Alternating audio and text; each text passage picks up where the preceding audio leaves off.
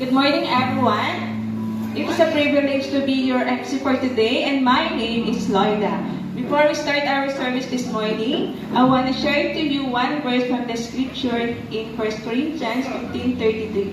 It says that, "Do not be deceived, bad company corrupts good character." So, in Tagalog po, huwag kayong paluloko. Ang masamang kasama ay nakasisira ng pagkatao or magandang pagkatao.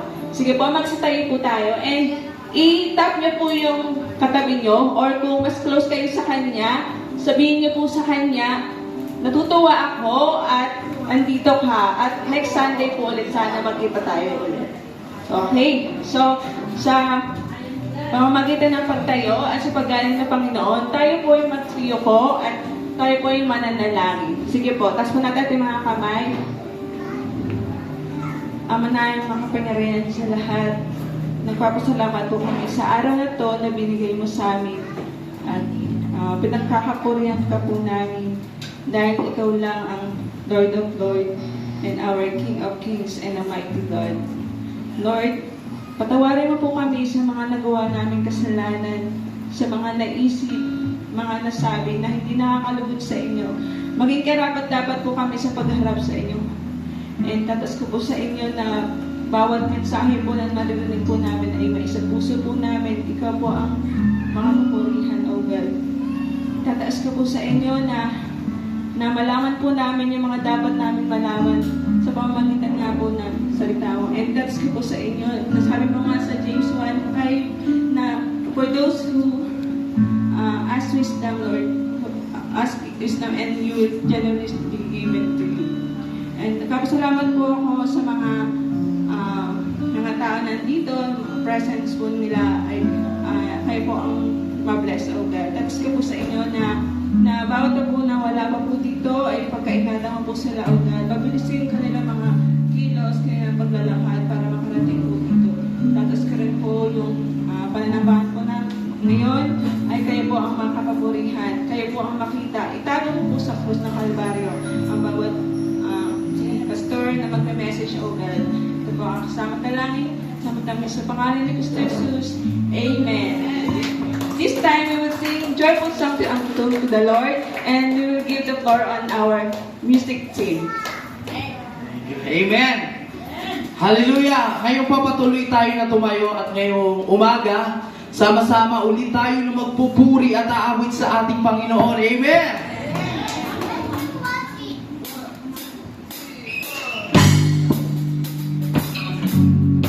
Come on, let's praise Him!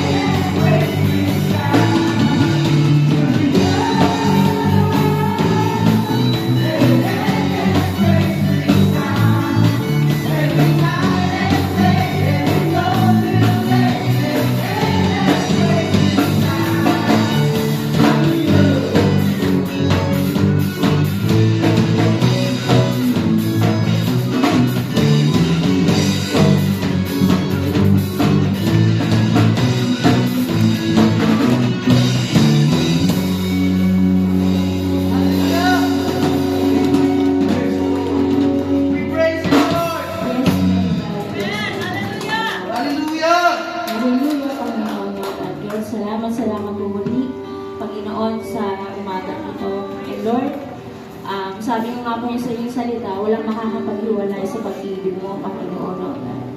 Kaya Lord, tulungan niyo po, Panginoon, ang bawat sa Panginoon na makapagpuri kami ng Lord na sinasa puso namin, Lord. And Lord, salamat po, Panginoon, kahit may pinagdadaan ang pag-sway, Lord God. Nandun po pa rin, Panginoon, O God. May iyong grace, Panginoon, nakakapagpuri pa rin po kami sa inyo, God. Salamat po, Panginoon. Savior of my soul, I find you strong my darkest moment. In you I find my peace, comfort when I'm weak. I trust in you through storm and raging sea.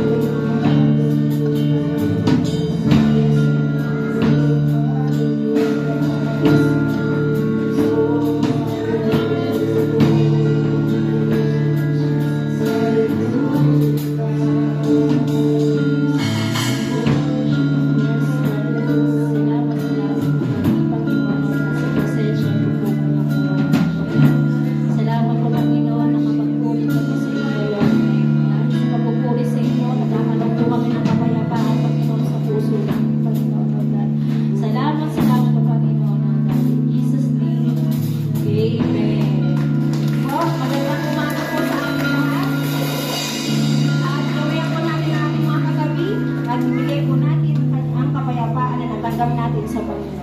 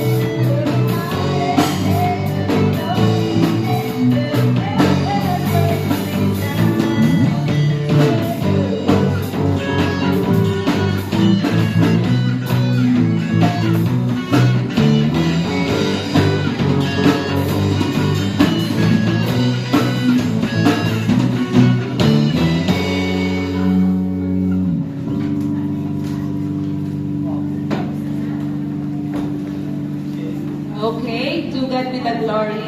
No longer I, but God living in me na. So, ano po yung naging reason? Bakit tayo nandito? Sana po, si Christ po yun kung bakit tayo nandito. Yung reason. Ngayon po, may bisita po ba? May new faces? Meron si... Sige po, i-welcome po natin ang ating bisita.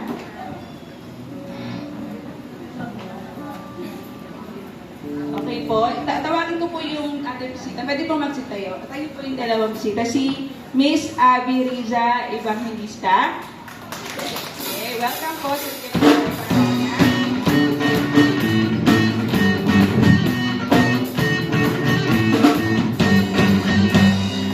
Okay, isa pa po si Miss Ana Rhea Evangelista. Palakpakan po.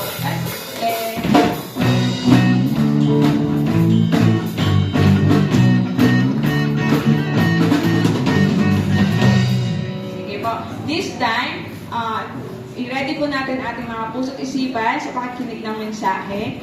And ipapakilala ko po ulit yung ating pastor. Kung di pa po natin nalalaman, siya po ay anak po ni Nanay Linda. And pasalamat po sa kay Nanay Linda at may isa tayong pagmahal na pastor. Yan, siya po ay si Pastor Arvin Umali.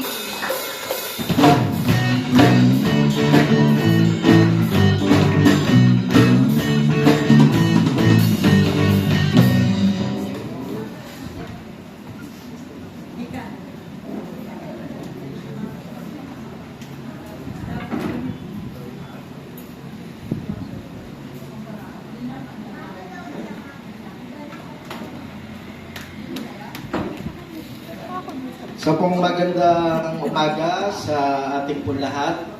Tayo po ay natutuwa that every Sunday tayo po ay pumupunta po sa church kasi hindi dahilan tinuturuan tayo nito na maging relihiyoso. Kundi tinuturuan tayo kapag nagbibigay tayo ng time sa church, we want God sa buhay natin. We want more of Him sa buhay mo, sa buhay ko. We also want to make a fellowship sa mga kapatid. Kaya ang turo natin sa church, bawal po ang suplada at suplado kasi dapat na yun po ay nagpapatian sa isa't isa, nagkakakwentuhan po tayo. Yung parang kung ano yung pakiramdam mo kapag kasama mo yung tropa mo, no? Parang ganon. Diba, pagkasama mo yung barkada mo, kaibigan mo, parang anything goes, lahat ng pinag-uusapan, mapapag-usapan. So, ganon din sa church. This church is a God's family. So, wag pong mahiya na kayo ay makipagkwentuhan, bumate, okay? Kaya po dito, lahat tayo ay magkakapatid sa Panginoon. Kaya po, ngayon po umaga, sa ating pong papatuloy, ngayon po ay buwan ng, ano na ba ngayon, Mayo. So, sinend po natin ang mga messages po natin for the month of May. Let God form my character. Yan po yung ating pong nakapokus po tayo sa pag-uugali po natin, sa katangian natin, kung ano yung gusto ng Panginoon mangyari sa ating pagkatao. Huwag po natin kalilimutan, God created us in His own image. So yung itsura natin, hindi ganyan na itsura ng Diyos, but according to His likeness, no? Yung mga katangian na meron ang Diyos, ibinigay sa atin at iyon ang kalooban ng Diyos sa atin. Ang Diyos ba ay puno ng pag-ibig? Amen? Dapat ganun din tayo. Ang Diyos po ba ay mapagpatawad? Dapat ganun din po tayo. Kaya nga nilikha tayo kung ano yung mga bagay na meron ng Diyos katangian, no, yung po yung pinapractice natin sa buhay na ito. Kasi po, dito sa dating, marami pong magpi-pressure sa'yo, marami pong problema. Okay? Kaya, minsan kapag wala kang alam sa tinuturo po ng Word of God, ng Bible, hindi mo alam kung paano ka magre-response. Kaya makakakita tayo ng mga kakilala natin, lumaki na mabait, lumaki na matino. Pero makakakita ka, or may kasama ka siguro sa bahay, sa opisina, sa school, na lumaki na talagang salbahe. Okay? Depende nga po, ang lagi nating katuwiran dyan. Di ba? Kapag nagagalit ka sa kalaro ng iyong anak, at minsan sinaktan ng anak mo, sasabihin ng iba, siguro yung batang yan, hindi pinalaki ng ayos ng kanyang mga magulang.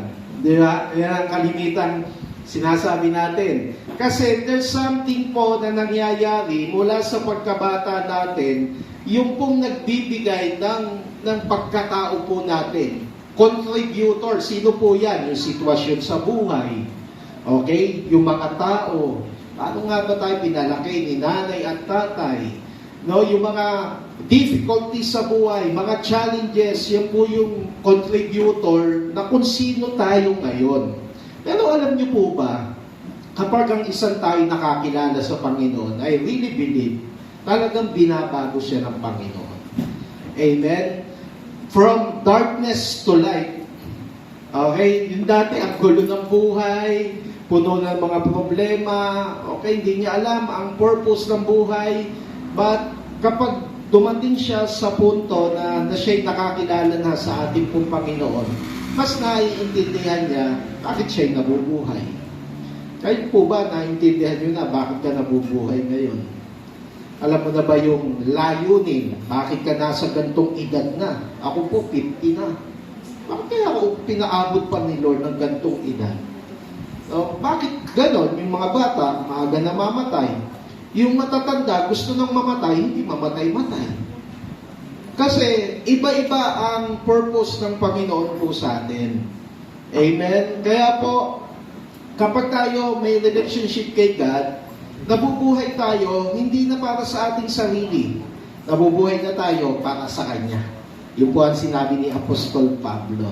Meron po sinabi po dito, sa 2 Peter, ito po yung ating foundation verse. Yan po sa unang Pedro. Hango po ito sa mabuting balita. Dahil dito, sikapin ninyong idagdag sa inyong pananampalataya. May idadagdag. Sino po may pananampalataya na sa Diyos dito? Amen? Okay, so kung tayo ay believer na, Christian na tayo, may faith tayo kay God, may mga idadagdag ka, meron kang ilalagay, meron kang isasalig sa personal na buhay mo. So ano-ano yun? Binanggit ko sa verse na ito. Una, kabutihang asa. Okay? Sabi mo sa katabi mo, kabutihang asa. Okay? Hindi po yan namamana. Napapractice po yan. Amen? So, dapat po pala tayo mga Christian, ay meron pong mabuting asal. Ano ba sa mababaw na Tagalog yung asal? Malalim yun no? Mabuting ugali. Yan daw, idagdag mo. Sabihin mo sa katabi mo, pakiad naman yan sa buhay mo. Baka wala pa tayo yan Okay? Pakiad naman. Yung iba, sinasubtract yan no? Minaminus pa. Sabi, idagdag nyo ang kabutihang asal. Sa kabutihang asal, ang kaalaman, wisdom. Kaya nga, lagi po natin binabanggit, ang mga Christian, matatalino dapat. Amen? Hindi sa pag-aaral lang, matatalino sa buhay. Matalino siya pag may problema, alam niya ang gagawin, sino lalapitan niya. Matalino siya, hindi siya nagwawala because of different stress and pressure sa buhay niya. Ganyan po yung wisdom from the Lord.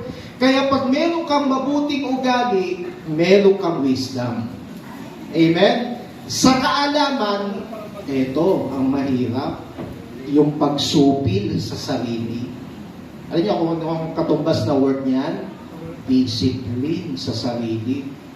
Idagdag daw natin, mga kapatid, yung pagsupil. Ano yung pagsupil? Sa mababaw na Tagalog. Yung pagsupil, parang,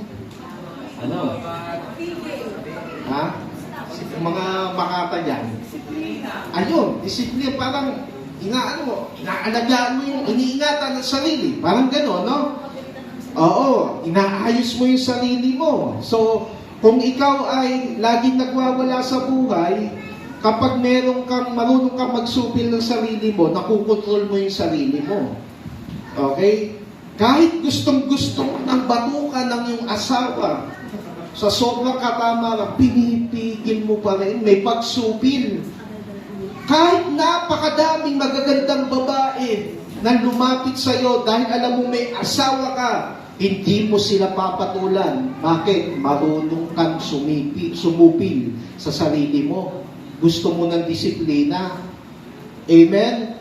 Yung mga doktor na nagsabi sa iyo, oy, mula ngayon, bawal ka nang kumain nito. Sinunod mo. Bakit? Gusto mo ng disiplina kasi. Amen? Ay, ito po pala ay isang katangiang dapat idagdag. Sa pagsupil sa sarili, ano yung sumunod? Katatagan. Sabihin mo sa katabi mo, malakas ka. Amen? Hindi ka basta mapapabagsak ng mga problema at pagsubok sa buhay. Amen? Alam mo, kalooban pala ng Diyos na maging matatag tayo.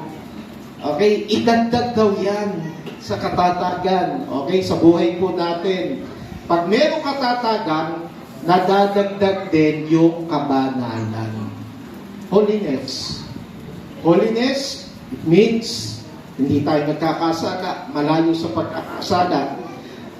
Sa kabanalan, sabi pa, ang pagmamalasakit saan? Kanino? Sa kapatid. Alam mo, tungkol yan sa church.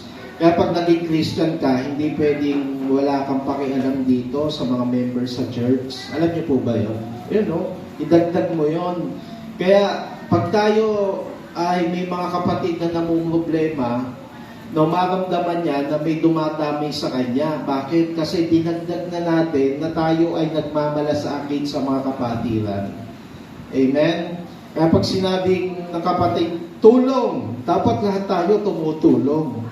Amen? Pag sinabi, kailangan ko ng kaagapay, dapat maramdaman ni kapatid na tayo ay umaagapay sa kanila. Pag sinabi ni kapatid, wala akong pera, sabi ng iba, bahala ka na, mag-pray ka na lang. Okay? Pero iba po yung may dinagdag tayo sa personal na buhay natin ng pagmamalasakit. Okay?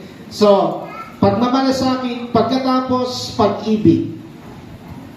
Pagkatapos, pag merong pag-ibig, sabi ng verse 8, ang mga katangiang iyan ang kailangan ninyong taglayin. Taglayin. Sabihin po natin, taglayin. At pagyamanin.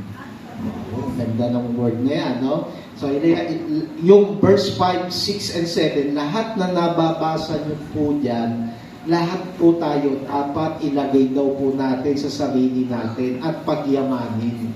Ingatan, paunlarin. At ang sabi, upang ang inyong pagkakilala sa Panginoong Hesukristo ay huwag mawalan ng kabuluhan at kapakinabangan. Lord, salamat po sa umaga pong ito. Dalangin namin muli ang iyong mga salita ay magsilbing gabay sa aming pong mga buhay. Turuan niyo po kami na ang umagang ito ay maging pagkakataon muli upang kami ay matuto sa aming buhay. Tinuturuan niyo po kami mula sa iyong mga salita sa pamamagitan ng konbiksyon ng ibanal na Espiritu. Give us wisdom, understanding, humbleness, Spirit, Lord, kung paano po namin tatanggapin ito at isasagawa sa aming po mga buhay. May your name be glorified in Jesus' name. Amen. Malakpakan po natin ang Panginoon. Amen. Kung ano ang katangian po natin kahit noong araw, hindi naman po basta naging ganun ka. Hindi basta yung naging ganun ka. Pag in-interview nyo po yung mga mahuhusay na negosyante ngayon, na mga mayayaman, hindi naman po sila automatic na naging mahusay sa negosyo. Bawat isa sa kanila may pinagdaanan. Ganon din po tayo. Bawat isa sa inyo, pag may nagtanong, kapitbahay mo, no, ano kaya ang kinukwento ng kapitbahay mo tungkol sa iyo? Ako minsan napapaisip ng gano'n, no?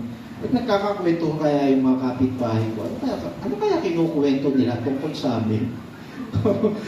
So, pag ikaw ay nakilala ng ibang mga tao, minsan people judge you according to your action. Okay? People judge you according to your relationship with them.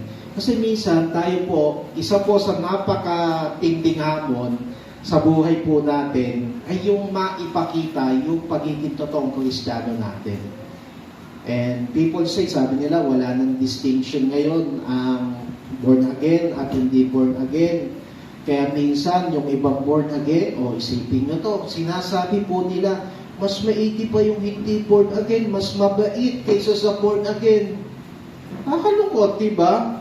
Mas maigi na to, hindi born again. Kaya yung iba, maghahanap na lang ako ng syota na hindi born again. Kasi yung hindi born again, mas mabait kaysa sa born again. Yung mga born again, nang bubuntis. Ito, hindi. Ginagalang ako. That's the difference. So, wala nang kinalaman dito kung ano yung pinaniniwalaan mo, kung ano ang relihiin mo. It talks about ourselves, about our testimony, about our character. Tinitignan tayo at binabasa ng ibang mga tao kung sino ka sa kanila. Say amen. Ako, napakahirap, di ba? Sabi nga nila, sa 10 ginawa mo, siyam ang tama, isa lang ang mali, ang titignan nyo, isa lang. Nakakalungkot. Siyam ang tama, perfect. Ang makikita ng tao sa'yo, magkamali ka lang minsan, wala na. Bobungado na yung siyam. Yan ang tao talaga Wala tayong magagawa. Ganyan ang tao. Pero kay Lord, iba si Lord. No? Pag nagkamali tayo, pinapatawad tayo ng Panginoon. Okay, dilinis tayo at nililimot na niya lahat ng ating mga kasalanan. Pinapawi niya. Kaya po mga kapatid, maging sino man tayo ngayon, okay, huwag mo nang sisihin ang Diyos, huwag mo nang sisihin ang magulang mo, huwag mo nang sisihin ang ibang mga taong nakasama mo noon. At sasabihin ko, hindi dahil sa kanila, hindi naman ako magiging ganito. Okay? Now, it's a new beginning sa buhay po natin. Kaya tignan po natin, bakit ang isang tao lumalabas na ganoon ang kanyang karakter, ganoon ang kanyang ugali. Alam niyo po ba na mayroong isang prosesong pinagdadaanan? Bakit tayo nagkakaganito? Okay? Taas ang kamay ng mga mainitin na ulo. For sure, may prosesong pinagdaanan. Baka siguro dati noong araw, hindi naman mainitin na ulo niyan eh.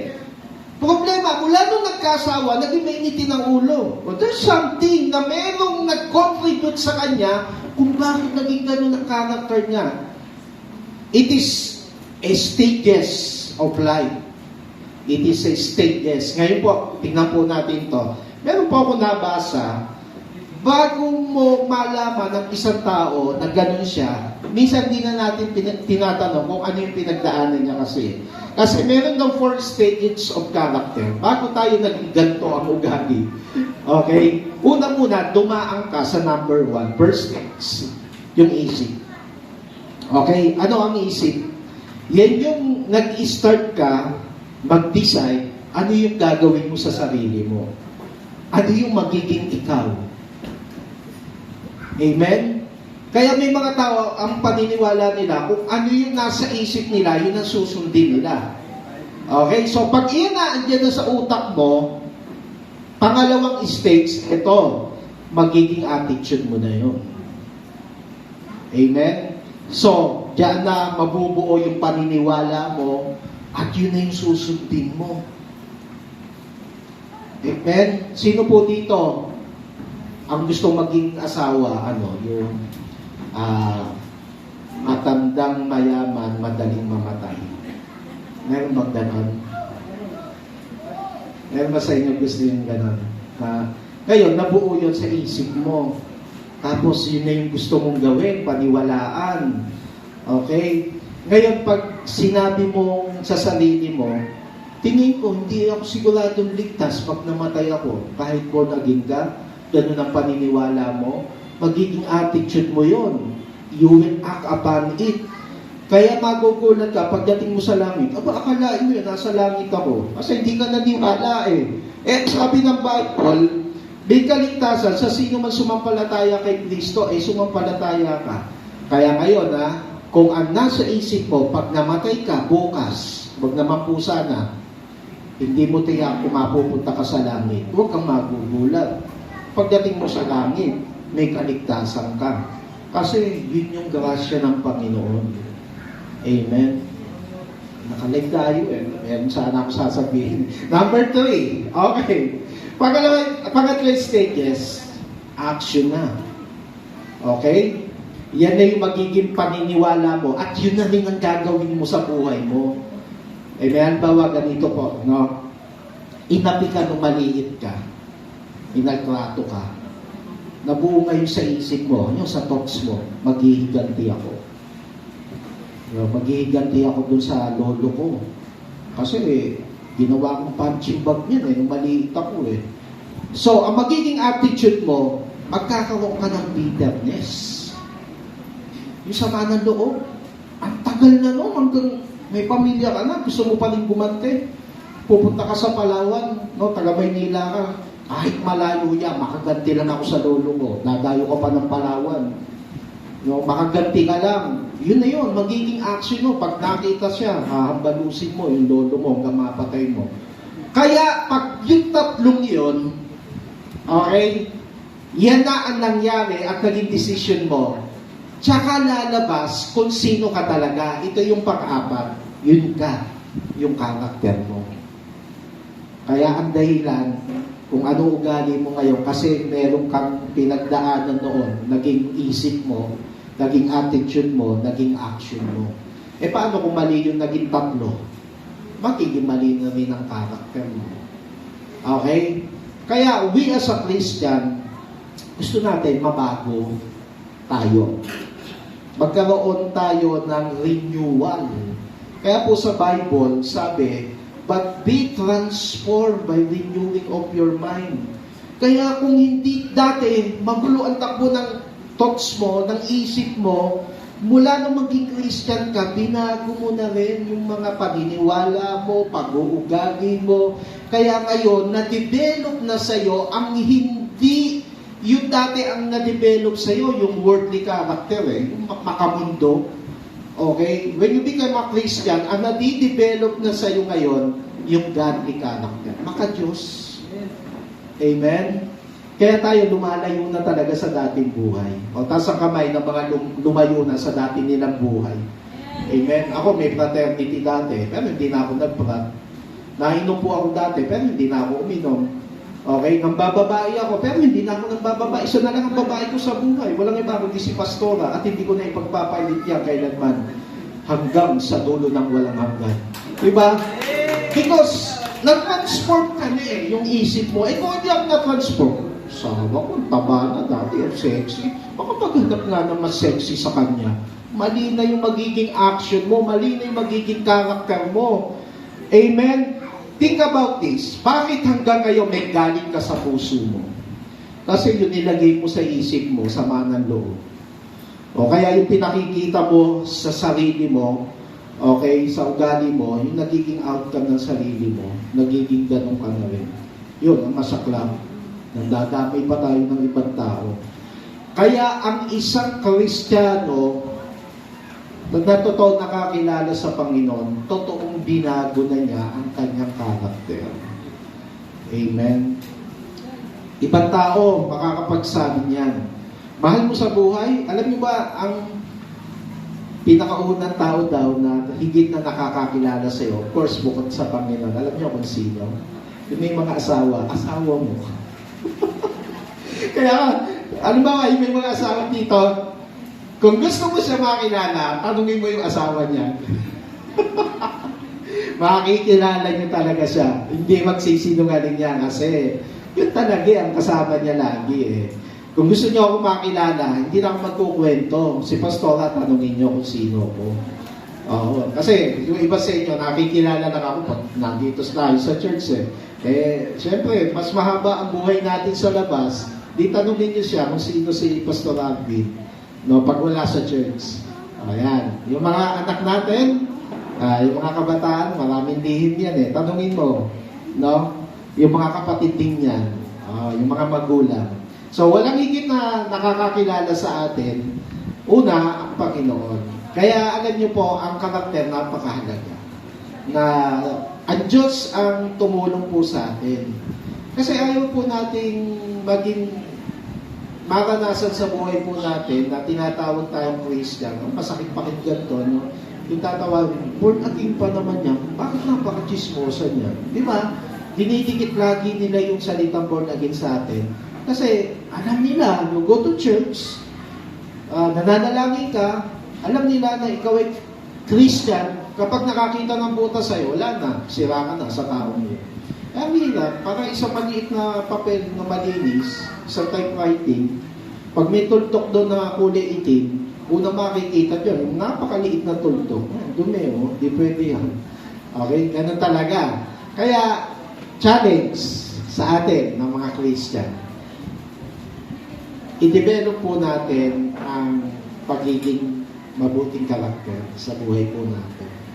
At hindi po madali yun kasi stages po talaga eh. Dadaan ka sa process po talaga. So ngayon, lalabanan natin sa buhay natin ang mga bagay na pumipigil sa pagiging matino mo. Ako, ang tingin ko sa inyo matitino eh. Kaya lang, wala akong tiwala doon sa pipigil ng katinuan nyo. Atahan lang. Gusto nyo matutunan yon? May 4 na sisirain ang personalidad mo.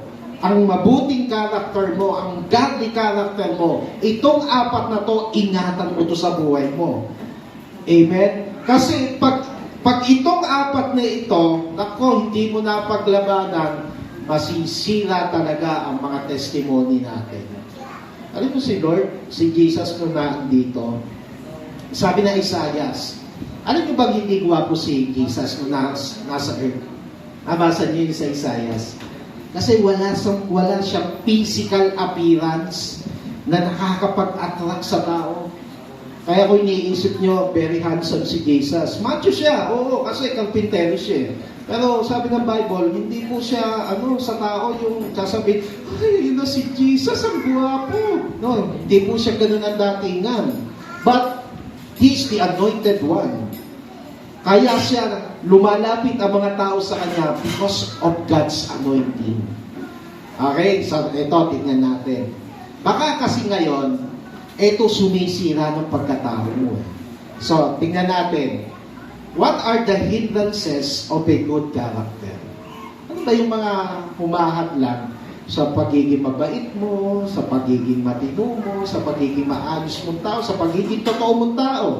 Okay, una, mga kapatid, ang isa sa lumalaban sa mabuting pagkatao mo is yung impluensya ng mundo. Amen? Kapag ikaw hindi naging matatag sa impluensya ng mundo, hindi ka talaga magkakaroon ng maayos na godly character. Ang mundo pa naman, malakas ang impluensya. Okay, mga kabataan, ang tropa mo na may mga bisyo, malakas ang influence niyan. Sinasamahan ng demonyo yan eh. Okay? Bakit ko nasabi ang tingin niyo po itong verse na ito? Sapagkat ang kalaban natin hindi mga tao. Okay? So, wala mag-aaway kasi hindi naman yan ang kalaban mo eh. Kapatid mo, huwag mo awayin, hindi naman yan kalaban mo. Magulang mo, huwag mo awayin, hindi naman yan ang kalaban mo. Kapatinan sa church, huwag mo awayin, hindi yan ang kalaban mo. Ano ang kalaban natin? Kundi ang mga pinuno, mga may kapangyarihan at mga tagapamahala ng kadilimang namamayani sa sanlibutan ito, ang mga hukbong espiritual ng kasamaan sa himpapawid. Hindi nyo nakikita yan. Pero yan, gumagawa sila ng mga paraan upang sila ay pamahalaan ang buhay ng isang tao sa kadiliman. This is the word. Ito. Kaya marami pong napapalayo sa faith kay God because of a worldly influence. Meron po isang Christian na isang napakahusay na song leader at siya po ay napakapalakaibigan. He wins all for Christ. Mga tropa niya, niwiwin niya sa Panginoon. But one time, magandang babae po kasi siya, may nanligaw sa kanya na napakagwapong lalaki. Gandang lalaki at istahin. So dahil gwapo, alam mo naman ang mga babae, may hilig sa gwapo, parang asawa ko. No? Alam nyo, naingat yung babae. Yung pala, hindi pala maayos yung taong yun. Grabe pala ang bisyo, pinagmalupitan siya, girlfriend pa lang. No? Tapos, humingi siya ng tulong sa kanyang mga kaibigan. Pero at the end of the day, nag-decide siya na mahalin pa din ang taong yun. Okay? Inahal pa rin niya. So, kinasal sila, sa madaling sabi. Pero alam niyo, nung kinasal sila, mula nung kinasal sila, na-disconnect na po siya sa ministry. At ang taong yon, wala na po talaga sa paglilingkod sa Panginoon. She became a backslider. Wala na. Alam niyo po, minsan, may mga bagay na very attractive sa atin dito sa mundong ito. Pero, ang dulo po niyan, ikakapahamak po natin. Kaya, ang lesson dyan sa mga kabataan, may wisdom kayo, ma-inlove naman kayo sa ibinigay ng Panginoon sa inyo. Ulitin ko po yun, may inlove kayo sa ibinigay ng Panginoon sa inyo. Hindi sa kinuha nyo lang kung saan-saan. Amen? It is your choice na tayo ay hindi ma-impluensyahan ng sanlibutan na ito. Bisyo. Kailan mo nabalita na ang pagdodroga ay nakapagpaganda ng buhay? Kailan? Meron ba? Sabihin niyo sa akin, kailan yung nabalita na ang pagdodroga ay nakaganda ng buhay? Baliktad, nakakasira talaga ito ng buhay. Bakit? Kasi influensya yan eh. That is an influence. Kagagawa ng kadiliman yan eh. Ang kaaway, naparito siya para pumatay, sirain ang buhay po natin. Nakawan ang mga bagay na meron sa Diyos, ikaw kahit believer ka, isa lang ang target kayo ng kaaway, huwag kang lumapit sa Diyos. Ilayo ka niya. Kasi meron siyang goal. Gusto niya ng mga tropa sa impyerno. Okay? Kaya ingat po kayo sa mga akala mo, enjoy na enjoy ka. Pero ito pala ay magdudulot sa iyo ng kapahamakan. So beware. No? Kaya tayo po, ingat po tayo sa influensya ng mundo. Yung po mga magulang, ang laki talaga, sabi ko, nung ako po ay unang taon na nag-asawa, akala ko napakadali ng magkapamilya. Pero alam nyo, it is a godly responsibility na palakihin mo mga bata mo na naglilingkod din sa Diyos. Ang hirap nun. Kaya po tayo ay bilang mga magulang din, we ask God's help na talagang ang mga anak natin lumaki po talaga na may takot sa Diyos. Hingi kayo ng awa sa Panginoon. Panginoon, kung meron mga anak kayo na talagang sakit ng damdamin ninyo, sakit ng ulo ninyo, Lord, prayer lang talaga eh. No? Umpisa mo talaga sa prayer. Di ba yung diniscuss natin last meeting? Ang panlaban sa mga nakakainis sa buhay, panalangin. Amen? Tatandaan niyo yung mga nakakaraang topic po natin. So, ang isa sa weapon natin sa mga nakakainis sa buhay is prayer. Pag hindi ka marunong manalangin, talo ka. Okay? Because prayer is the greatest weapon on this earth. Tandaan niyo po yan. Kaya we need to pray sa mga taong mga dapat pinapanalangin po natin. At tayo, ingatan din po natin ang sarili natin. Baka po tayo madaya din ng diablo eh. Kaya ingat po tayo sa dating. Hindi ka taga dito. Tandaan mo yan, ha? Stranger ka lang. Kaya dapat may wisdom ka. Naku, ito. Pag ito dumating sa akin, alam ko dapat kong ingatan ang sarili ko. Amen? So, yung word na influence. Okay? So, pangalawa, isa po sa nananakaw na godly character sa'yo, yung hindi ka marunong mag-control ng galit mo. Nako, saklap niyan. Nako, damage talaga character mo dyan. Yung bang, minsan, merong napakahusay na speaker na nagkaroon ng seminar sa Manila. Sabi ko, ang galing magsalita nito. Amerikano siya.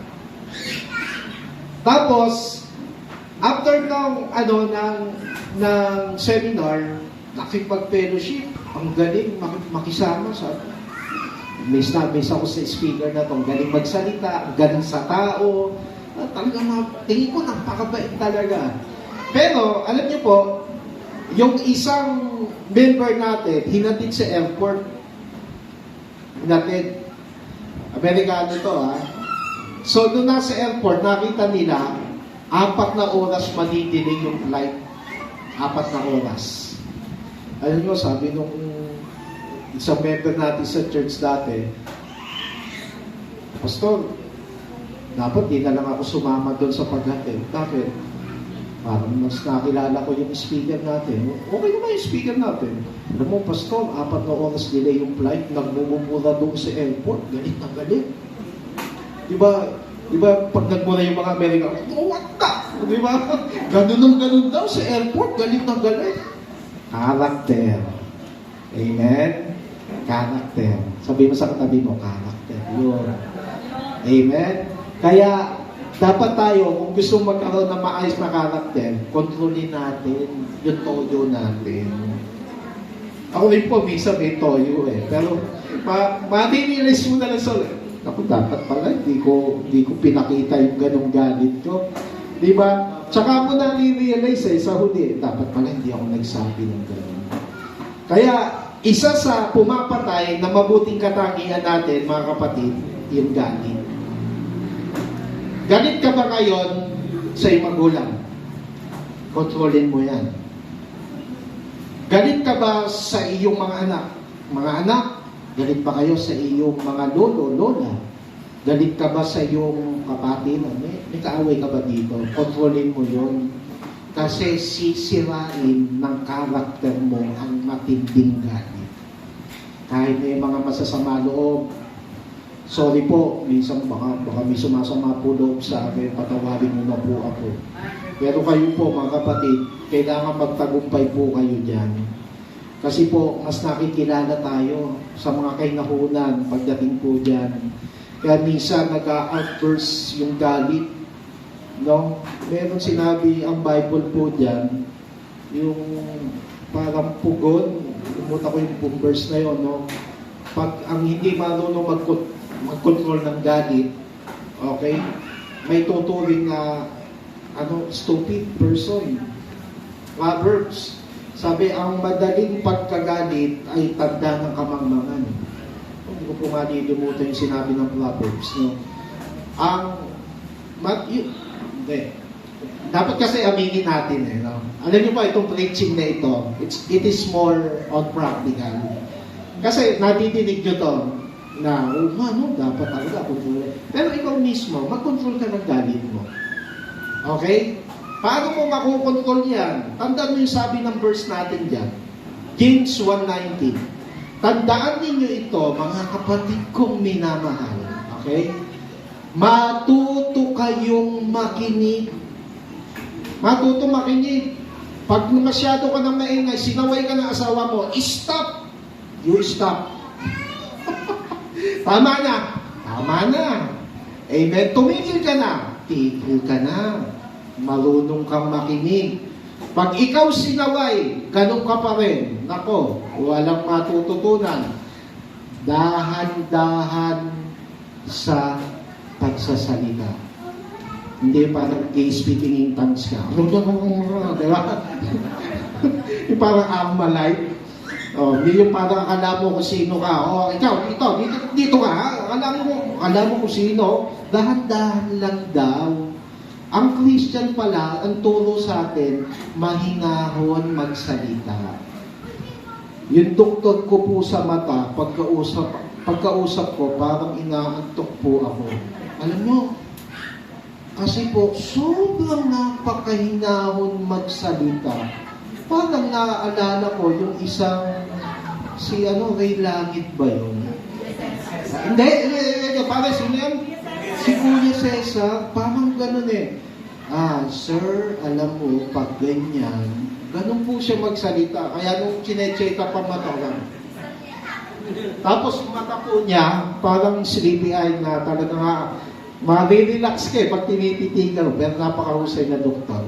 Kaya kayo, malinaw na po ang mata ko. Kaya magaling si Doc Oka. Kung kilala niyo po yan. Okay, kaya tayo din, siguro practicing kaya natin, medyo magimarahan lang tayo magsalita. Taas ang kamay dito, parang pag nagsasalita lagi, parang laging galit. Yan ba dito? Yung si Pastora, galing yun eh. Aminado eh. Diba? Yung bang mag-uutos lang, sinabi ko na sa'yo, kuhanin mo na yung diba? May mga ganon. Taas ang kamay ng tinatamaan. Sabi ngayon sa atin, mula ngayon, dahan-dahan sa pagsasalita. Dahan-dahan. Okay? Amen. Hallelujah. Palakpakan po natin ang Panginoon.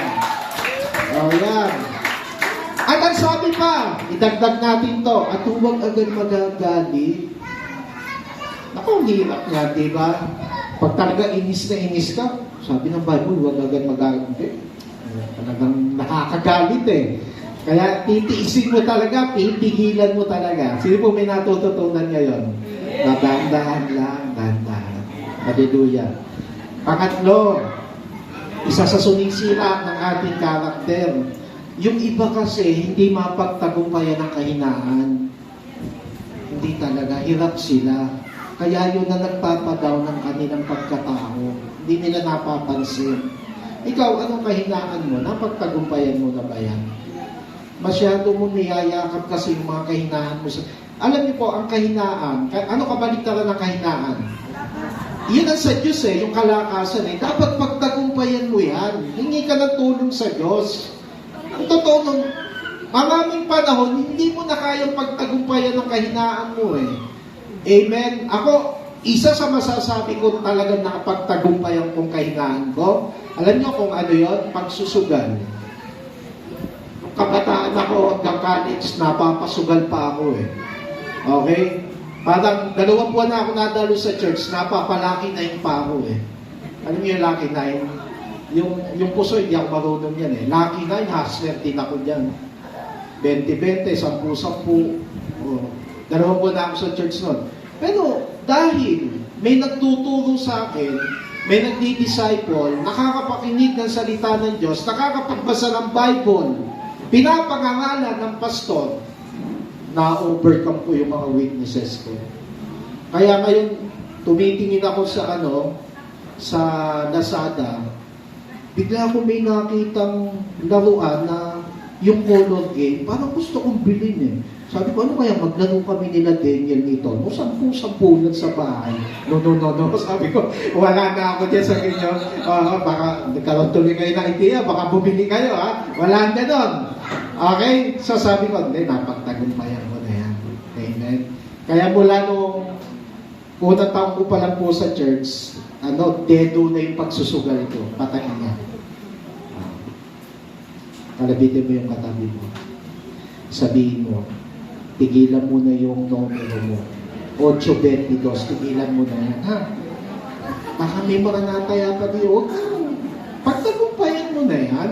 Hindi sa Diyos yan eh. Amen? Pero yun ang gusto ko negosyo eh. Malay nyo, makapagnegosyo ako ng gano'n. Hindi, joke lang po.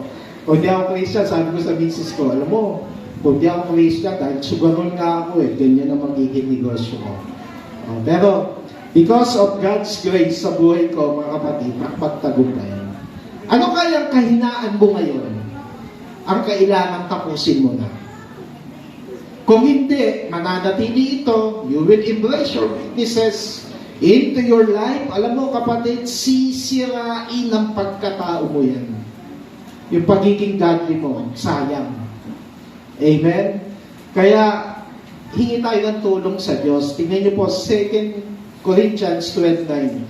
Ganito ang kanyang sagot, ang tulong ko'y sapat sa lahat ng pangangailangan mo. Lalong ngahayag ang aking kapangyarihan kung ikaw ay mahina.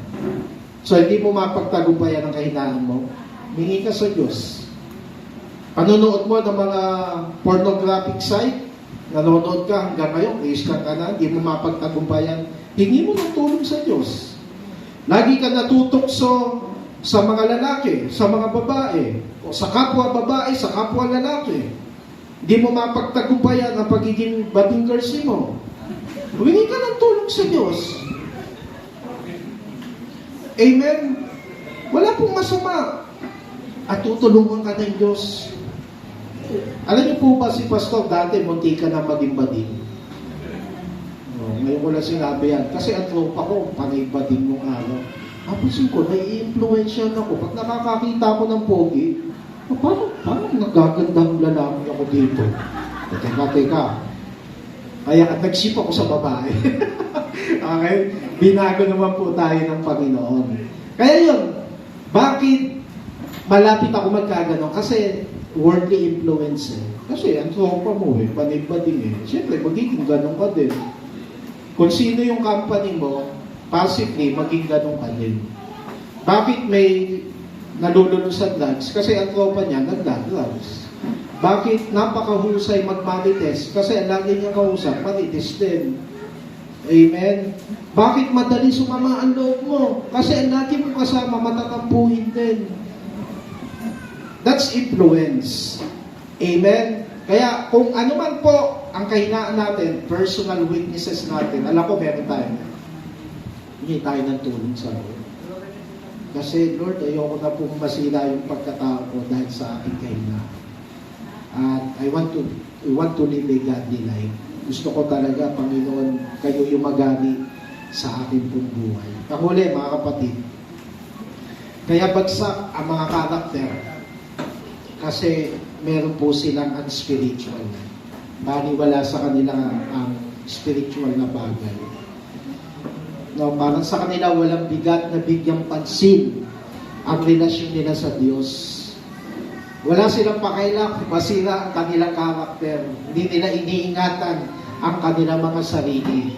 Kaya ang Bible sabi sa atin, tayo we live by the Spirit, not on the flesh.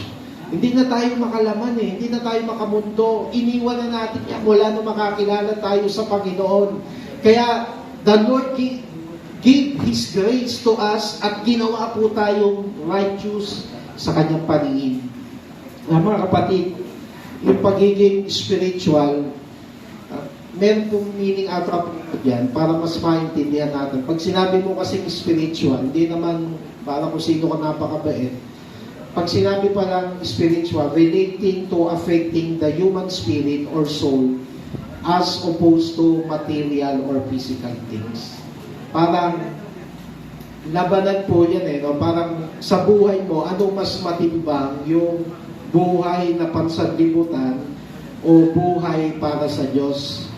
Parang timbangan po yan. No? Paano masasabi that you are a spiritual person? Ganito po yun. Nadidetermine ang pagka-spirituality natin kapag ikaw ay nagbibigay lagi ng time sa Panginoon, oras. Second, kapag ang lahat ng effort mo ay lagi kang humihingi ng tulong at gabay sa Panginoon, it means you are spiritual. Halimbawa, ganito po yon. Pag meron kang matinding problema, ano ang una mong nagiging reaction? Nangungutang ka ba? Kung kapos ka? Naiinis ka ba? Or ikaw ay nai-stress ka ba sa buhay? Isip ka ba ng isip? Kada gabi hindi ka makatulog? Or if you are spiritual, the first thing na gagawin mo is to seek the Lord para tulungan ka sa problema mo. Amen? Amen po ba, mga kapatid? That is spiritual. A spiritual person, kahit anong temptation ang dumating sa kanya, wala sa kanya yan. Huwag mo sabihin, tukso, layuan mo ko. Hindi, ang tukso, nilalabanan yan. Amen? Every single day, mayroong tukso. Paglabas mo lang dito, may tukso na No, bigla kang napatig dyan ng mama sa baba. Umuingit na ulo mo. Pinatulan mo. Means you are... Yung pagiging spiritual natin, mga kapatid, ito ay nabubuo yung pagiging godly character natin. So, ino-oppose nito yung influence ng mundo sa'yo, mga bagay, mga material things. Hindi ako magtatampo kay nanay kahit gustong-gusto kong magkaroon ng iPhone 15 at wala si nanay na budget na pambili ng iPhone, hindi ako magtatampo sa kanya. Kasi masaya ang aming pamilya, we serve the Lord, mahal ako ng nanay ko, yun ang mas importante kaysa sa mga material na bagay. Amen? Hindi ako magtatampo kay Lord kasi sabi ni Lord, pagpapalain niya ako, wala pa yung blessing. Spiritual person, first reaction, you wait upon the Lord. Hindi mo sasabihin, wala kang kwenta, God. May pangako ka, dahil dami mo pangako, wala ka naman tinutupad sa akin. That is unspiritual. Amen? Naintindihan po ba natin? Tingnan po yung verse natin, Galatians 5:16-17. Ito ang sinasabi ko sa inyo, ang Espiritu ang gawin ninyong patnubay sa inyong buhay. At huwag ninyong susundin ang pita ng laman. Dalawa lang yan. Hindi pwedeng parehas. Mamimili ka lang sa isa. Either na ang buhay mo to be a spiritual or ikaw ay mabuhay sa laman. Sa flesh, sa makasalanan. Yung lagi mo susundin, sarili mo, okay na, magaling naman ako Hindi ko na kailangan ng tulong mo. So, hindi ka spiritual nun. Alam yung pagiging spiritual, ang paniniwala ko po dito, yung aking gustong mangyari sa buhay ko, makinig kayo may igay. Lahat tayo may mga gusto mangyari. Magagandang bagay sa buhay natin. Being a spiritual person, lahat ng gusto mong mangyari sa buhay ko, lagi mong itidepende sa Diyos. Hindi sa aking kakayanan. May isa pang term po dyan, saan spiritual. Ang term po ng Bible dyan, sa King James Version, carnal Christian. Okay? Christian ka nga, pero wala kang inatupag, kundi sundin, hindi ang kalooban ng Panginoon, kundi ang sarili mo lang. Gusto ko nito, gusto ko makapunta doon, gusto ko ganitong babae, gusto ko ganitong lalaki. Lahat ng gusto ko malaking pera, ganito. Panay, dinidepende mo yan ayon sa iyong kakayanan. Ano yun po, natutuwa ko because of the Word of God. Sabi ko, kaya ako nabubuhay ngayon, not because may plano pa rin ng Panginoon sa akin.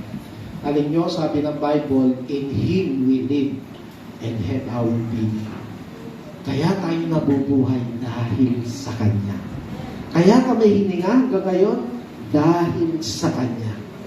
Kaya bakit, kung ikaw spiritual person, walang pagyayabang tayo sa Panginoon. Walang pagyayabang sa ibang tao sasabihin, kaya ako ganito kasi magaling ako eh. Kaya ako ganito kasi na-train ako. No? Marami akong pinagdaanan na hirap, kaya ako ngayon maunlad sa buhay. Naging training sa ano. Instead, because you are a spiritual person, lahat ng success at accomplishment mo sa buhay, lagi mo sasabihin, to God be the glory. Amen, Lord. Kaya pag nagkakwento kayo ng tropa mo, ang ganda na ng buhay, ang ganda na sasakyan mo, yun ang pangarap ko. Di ba? May mga ganyan kwentuhan minsan. Lagi mo sasabihin, alam mo pare, lahat ng yan, kundi dahil sa Panginoon, wala din yan. Because you are spiritual. Hindi mo sasabihin na, wala pare, kailangan mo lang kasi magsikap eh. Mag-aral ka kasi, magtiyaga ka. No, hindi tayo ganon. Because you are a spiritual person, you always live the name of Jesus. Makikita mo, yung mga tao nakikinig sa'yo, tama, dapat lumapit tayo sa Panginoon. Amen? Kaya sa umaga pong ito, walang ibang dahilan para hindi ka maging maayos na tao. Walang ibang magiging susi para maging buhay na patotoo tayo para sa iba, kundi ang ating pong Panginoong Jesucristo na siyang umuhubog ng ating pagkatao. Kung tayo lang, mga kapatid, mag-decide ka lang, all you have to do is to decide. Lord, gusto ko na po maging mabait, ganyan. Si Andrew, yun ang awit niya. Gusto niyang bumait pero hindi niya magawa. Di ba? Kasi nga po, may hindrance eh. Ganon din siguro tayo. Baka may mga hindrance, kaya hindi mo din ma-overcome yung mga weaknesses natin. We are not spiritual. Hindi ko po alam. Hindi ko naman po lahat tayo nilala. Pero alam ng Diyos kung ano yung buhay po natin. So sa umagang ito, sa lahat na napakinggan po natin, muli po natin ibibigay sa Panginoon po ito.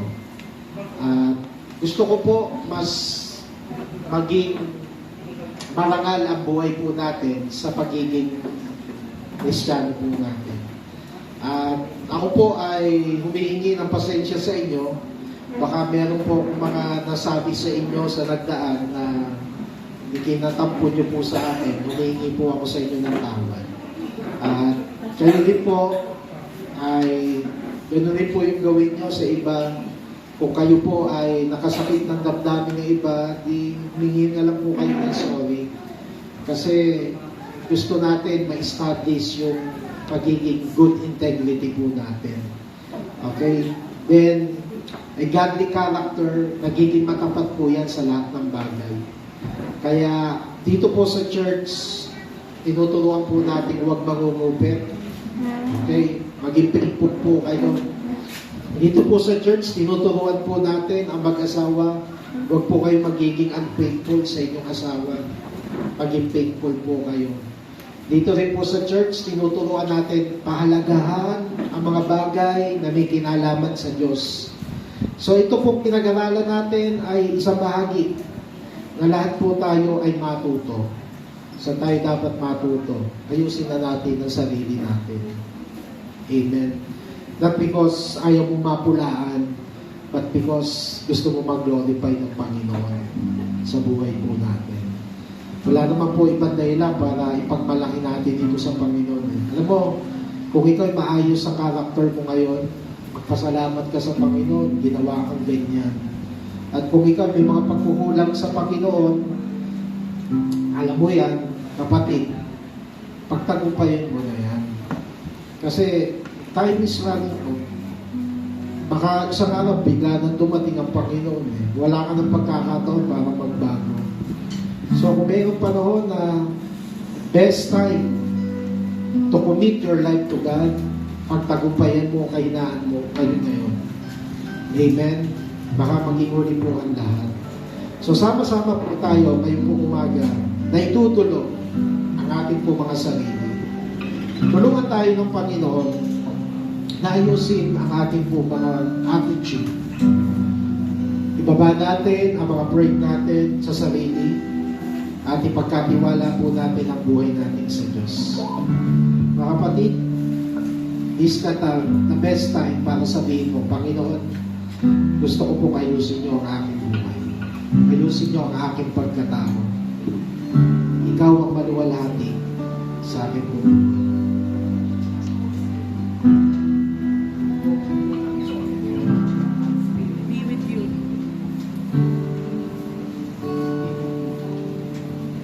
Ay po lahat ay tumayo ngayon, mga kapatid. Sa ating pong paglapit ngayon sa Panginoon,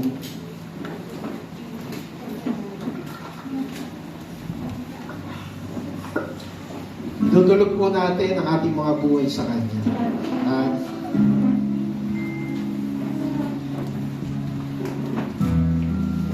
minsan yung mga ganitong topic,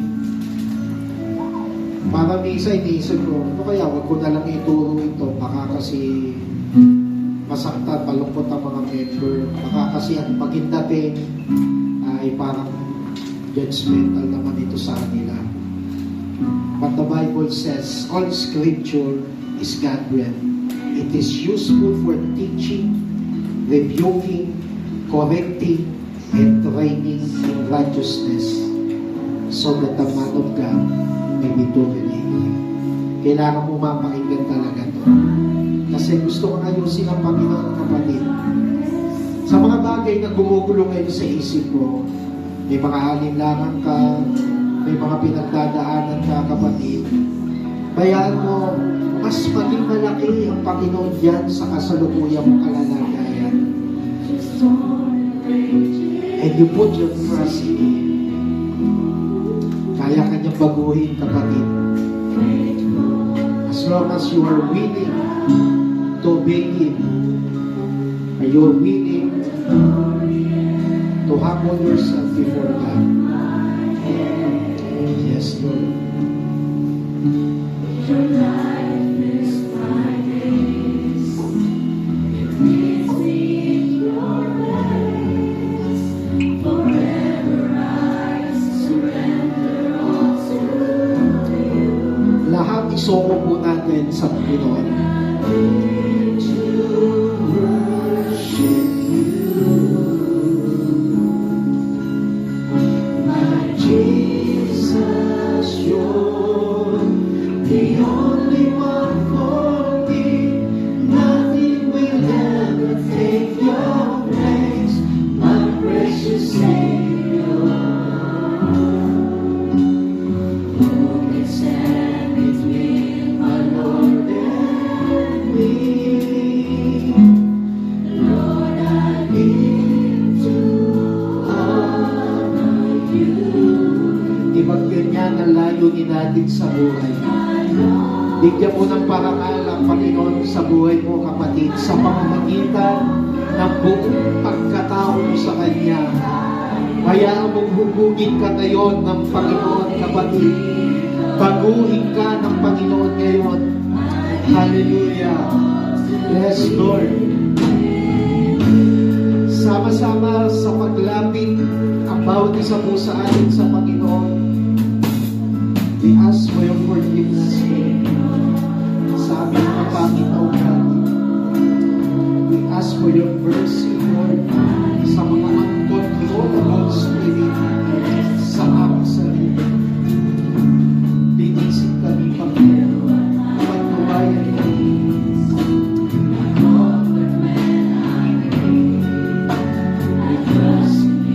Sama-sama po natin ipagkatiwala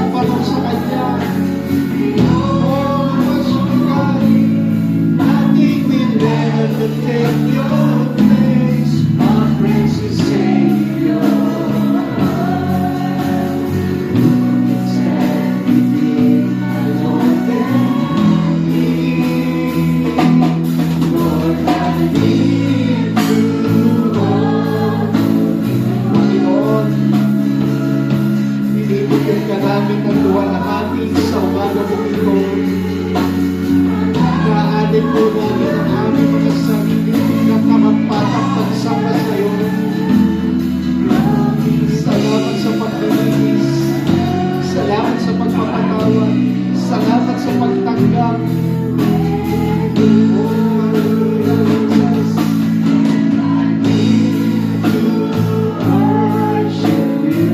Simulan mo sumapa ngayon sa Panginoon, kapatid. Habang aatin mo ang awit nito, puso ako, kaluluwa ko, ang buong lakas mo ay sumasamba sa ating Panginoon. Pag-aalay ng buhay sa Kanya. Salamat po sa iyo, Panginoon.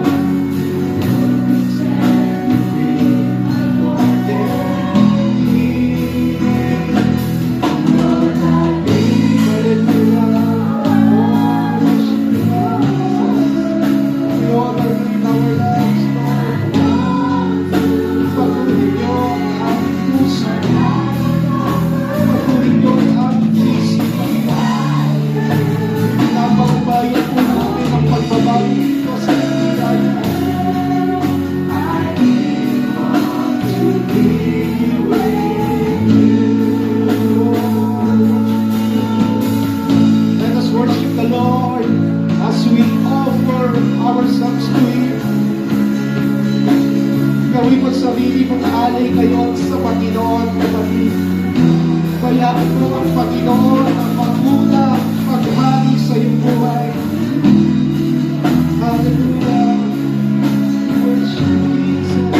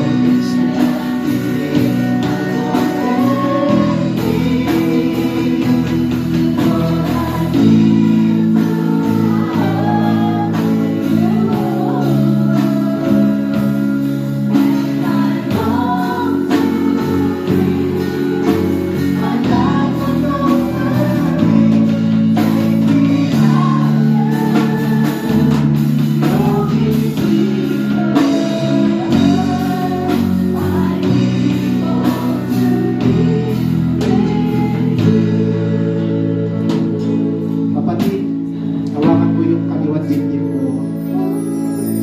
Papanalangin kita. Wala pong pinakamagandang buhay sa daigdig, kundi yung buhay mo ay inulog mo sa Panginoon. Yung ang Diyos, ating Panginoong Jesus, at siyang lagi maging kasama. Wala nang dadaig pa sa kanyang buhay. Yung maranasan mo ang tulong ng Diyos sa panahon ng kaguluhan ng buhay mo. Yung malaman mo na kahit kailan siya yung nangako sa iyo, hindi ka niya iiwan, hindi ka niya pababayaan. Father in heaven, we thank you for your love, for your kindness and mercy. Naririto po ang bawat isa po sa amin. Binababa ang aming mga sarili. Wala po kami ipagmamalaki sa iyo. Wala po kami ipagyayabang. Kundi ang masasabi lamang po namin, naging makabuluhan ang buhay po namin dahil sa iyong pag-ibig, dahil sa iyong katapatan. Mula po ngayon, Panginoon, patuloy niyo kaming baguhin sa araw-araw. Kung meron man kami, Panginoon, ng mga pagkukulang sa iyo, bigay kami sa iyo ng tawad. Mula po ngayon, Panginoon, gagawa po kami ng isang hakbang para patuloy po kami magtiwala sa iyo buong puso, buong lakas, buong kaluluwa. Iaalay po namin ang aming mga buhay at malalaman po namin, Panginoon, na kahit kailan ang pag-ibig niyo po sa amin ay hindi nagbago. Ang katapatan niyo po araw-araw ay nararanasan po namin. Salamat po sa iyo, Banal na Espiritu. Ingatan niyo po ang lahat ng aming napakinggan. Umagang ito. Salamat po lahat ng papuri, kaluwalhatian ay binabalik po namin sa iyo sa matamis na pangalan ng ating Panginoong Jesucristo. Alam mo ay magsabi ng Amen. Amen. Palakpakan po natin ang Panginoon. Yes, Lord. Salamat po sa iyo, Panginoon. Salamat po, Panginoon. Hallelujah. Makakaupo na po tayo, mga kapatid. Sa bagay po, lagi po nating sasanayin na tayo po ay huwag nating ihiwalay ang ating paningin, ang ating isip sa Panginoon. Okay, sa panahon na medyo masalimuot ang mga nararanasan, fix your eyes on Jesus. Amen. So God bless you all po, mga kapatid. Umayo at magpakarami upang tayo po ay dumami. Paramihin po natin ang mga taong nakakakilala sa ating pong Panginoon. Yeah. God bless you all. Sa pumalakas na palakpak para sa Panginoon.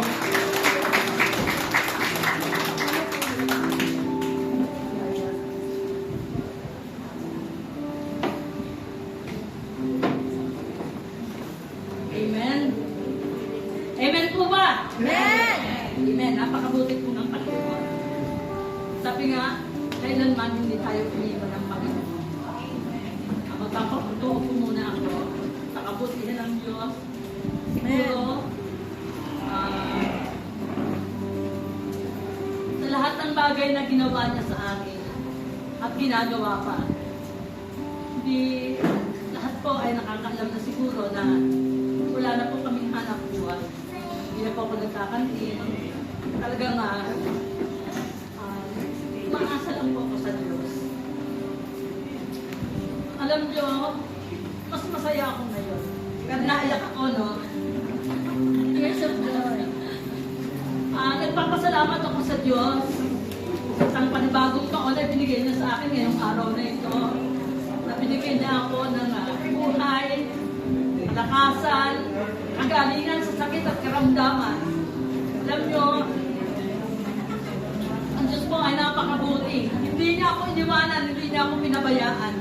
Sa kahit anong circumstances ng buhay ko, saan nasa isip ko, ako ay makapagkaloob sa Panginoon, maglingkod ako sa Panginoon, at ibigay ko yung aking buong buhay sa Panginoon. Sapagkat sa Kanya nanggaling ang lahat ng bagay, wala po tayong pwedeng ipagmalaki sa Diyos, kundi yung ating ibigay ang ating buhay sa Kanya, na Siyang nagbigay sa atin talaga ng buhay. Siya lang po yung nagbigay ng buhay sa atin. Kaya po, sa birthday ko pong ito, alam niyo ba na sa linggong nagdaan, talaga pong zero po yung aming finances. Pero salamat po sa Panginoon talaga. Doon dumating yung may ayuda pala kami. Bigyan kami ng 3,000 ng Panginoon. Napakabuti po ng Diyos. Pero kung nagbigay ng finances sa akin, talaga nagkabot sila ng finances. At alam ko na ang Diyos ang siya magbabalik ng lahat ng bagay nito sa kanila. Alam niyo, pinagkatiwala ko yung buhay ko sa Panginoon. Alam naman niya kung paano niya susuklian ng Panginoon. Sabi niya, hindi kita iiwanan, hindi kita pababayaan. Sa panahon na kahit walang-wala ako, nagtatides ako, nag-o-offering ako, ginagawa ko yan mula pa noong ako ay talagang naging Kristiyano. Kahit wala na akong maibigay, wala na akong matira sa akin, basta makapagbigay lang ako sa pagtulong. Ito po ay sa lahat ng kapurihan po ng Panginoon, hindi po para sa akin lang, kundi sa Diyos po ang lahat ng papuri. Alam niyo po, talagang ngayon po naranasan pa mas lalo yung kabutihan ng Panginoon sa aking buhay. Kaya sabi ko nga, kung hindi ako nagbibigay ng tithes ko, ng offering ko, kundi ako nagbibigay ng tulong para sa iba, siguro wala akong mararanasan kahit na konting pagpapala na galing sa Panginoon. Gumagamit ng tao ang Panginoon upang ma-provide yung pangangailangan nyo. Alam nyo, napakabuti po talaga kahapon po, lahat po yun, natanggap po yun lahat. At yun po ay, meron pa rin po na nagbigay pa-birthday para sa akin. Pero ako po ay may pa-birthday din po para sa inyong lahat. Amen. Nagluto po ako ng sotang tayo dyan. Meron po tayong lugaw. Masarap na lugaw. Kaya po, nagpapasalamat talaga ako sa Lord. Kasi yun talaga yung nasa ko na mapakain ko, mabigyan ko. Yung lahat ng mga, yung talagang gustong-gusto kong tulungan. Kaya sana sa pagbibigay natin din sa Panginoon, pasasalamat na meron tayong buhay. Unang-una, buhay. Pangalawa, yung kalakasan, peace of mind. Sabi nga, dinedevelop dito yung ating karakter. Marami tayong mga dati nating buhay. Pero ngayon, unti-unti, tayo ay patuloy na nagsusumikap na maging patotoo ng Panginoon sa ating buhay. Ang Diyos ang nagpapatotoo sa atin. Tayo yung Biblia na nasusulat at binabasa ng lahat ng tao. Kaya sa lahat ng ginagawa ng Diyos sa atin, ang marapat lang natin ibigay sa Kanya, ibalik ang lahat ng kapurihan. Kung wala kang kalakasan, hindi ka makakapagtrabaho, di ba? Saka kung mahina na katawan mo, hindi ka na makikita eh. Hindi ka papasok, absent ka. Wala kang sweldo. Kaya, yun sa lahat ng bagay, yung lahat ng mga blessings na natatanggap ko, ibinabalik ko yan sa Panginoon. Hindi po ako, minsan nagkulang, pero magkano dinodoble. Kasi, yun sa panahon na kailangan mo, sabi ko, Lord, gusto ko lagi ako makapagdaloob sa iyo. Gusto ko na talagang maging patotoo ko na talagang ibinibigay ko yung lahat ng ibinibigay mo sa akin. Binabalik ko sa iyo. 10% lang yun. Pero ang Lord nagbigay sa iyo ng 100%, di ba? Kaya dapat lang talaga balik natin sa Panginoon yung nararapat sa Panginoon. Amen? Kaya po, sa umaga ito, nagpapasalamat ako sa inyong lahat. Mamaya meron tayong sasaluhan. At salamat sa Diyos. Alam ko na mabubusog tayong lahat. Amen? Tayo po'y manalangin na makapunan yung ating offering sa Panginoon, tithes and offering. Lord, we thank you, Lord. Hallelujah. Napakabuti mo sa bawat sa amin. Ang pag-ibig mo talaga ay hindi nagmamaliw, Diyos. Alam namin na lagi kang nariyan, Panginoon. Ikaw ang Diyos na kailanman hindi nagkulang. Ikaw ang Diyos na kailanman hindi nagpabaya sa iyong mga anak. Kaya, Panginoon, maraming salamat po. At kami ngayon, O Diyos, ay narito upang magbalik ng aming pasasalamat, pagluwalhati, pagdakila sa iyong pangalan. Kaya, O Diyos, sa bawat mga salamin na aming ipagkakaloob, hayaan mo ito, O Diyos, ay aming maging binhi na tutubo at lalago pati doon. Magkakaroon ng bunga, O God. Hindi lamang po sa pinansyal, kundi maging sa spiritual namin mga buhay, Panginoon.